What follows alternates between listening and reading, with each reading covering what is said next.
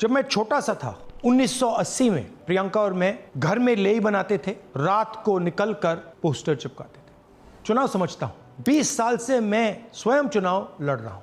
Polling कैसे होती है, पोलिंग बूथ कैसे मैनेज किया जाता है, वोटर लिस्ट, फॉर्म 17, ये सब मैं गहराई से समझता हूं। कुछ समय पहले हमें दाल में काला लगा। चुनाव के नतीजे आते थे, मूड एक तरीके का होता था, रिजल्ट दूसरे तरीके का। मुझे याद है उत्तराखंड में हम चुनाव हारे। बाद में मैंने कैंडिडेट से पूछा कि जहां रोड शो हुआ था वहां जाके देखिए हमें कितने वोट मिले। हजारों लोग आए थे, पोलिंग बूथ में किसी ने वोट नहीं किया। यह असंभव था, यह हो ही नहीं सकता। उसके बाद छत्तीसगढ़ और मध्य प्रदेश के रिजल्ट, हमें लगा कुछ ना कुछ गलत हो रहा है।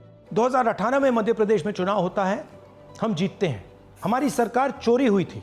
2023 में चुनाव होता है, मैंने अपने आंखों से भारत जोड़ो यात्रा में देखा, भयंकर एंटी इनकम्बेंसी, और हमें 65 सीट मिलते हैं। इम्पॉसिबल, हो ही नहीं सकता। और फिर महाराष्ट्र में पहली बार हमें सबूत मिला। विधानसभा और लोकसभा के बीच में जादू से नए वोटर आते हैं, और जहां भी इन नए वोटर्स ने वोट किया वहां वोट बीजेपी को गया। महाराष्ट्र चुनाव के बाद जब हमें डाउट हुआ, हमारे गठबंधन के सारे नेताओं ने प्रेस कॉन्फ्रेंस किए और हमने इलेक्शन कमीशन से कहा कि आप हमें वोटर लिस्ट दीजिए, वीडियो रिकॉर्डिंग दीजिए। इलेक्शन कमीशन ने मना किया। ना उन्होंने हमें वोटर लिस्ट दी और ना उन्होंने वीडियो रिकॉर्डिंग दी। डाउट हुआ, क्यों नहीं दे रहे, क्या कारण है? तो हमारे दिमाग में सवाल उठा, क्या इलेक्शन कमीशन बीजेपी की मदद कर रहा है?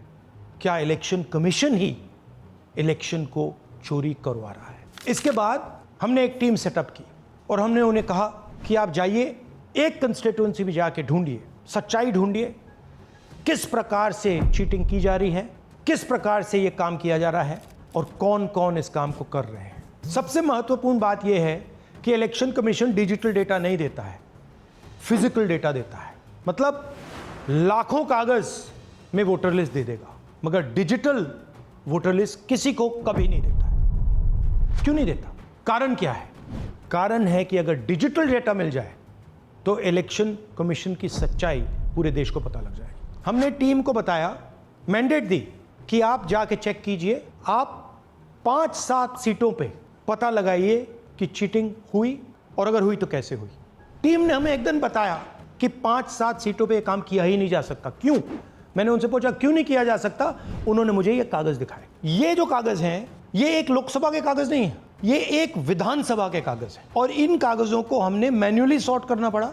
और पूरा का पूरा काम जो हुआ है, इसमें 6 महीने लगे हैं, और एक असेंबली सीट में हम ये काम कर पाए हैं। क्यों? क्योंकि डिजिटल डेटा नहीं दिया जाता। अगर इलेक्शन कमीशन ने हमें डिजिटल डेटा दिया होता तो हम ये कार्रवाई पूरे देश में, हर लोकसभा में, हर विधानसभा में 15 मिनट में करके दिखा देते। हमारे पास अनलिमिटेड रिसोर्सेज नहीं है, इसलिए हमने ये रिसर्च सिर्फ एक लोकसभा में, एक विधानसभा सीट में की। मगर मुझ में अब पूरा भरोसा है कि ऐसी 100 से ज्यादा सीटें हैं हिंदुस्तान में। जो यहां हुआ है उन सीटों में भी हुआ है।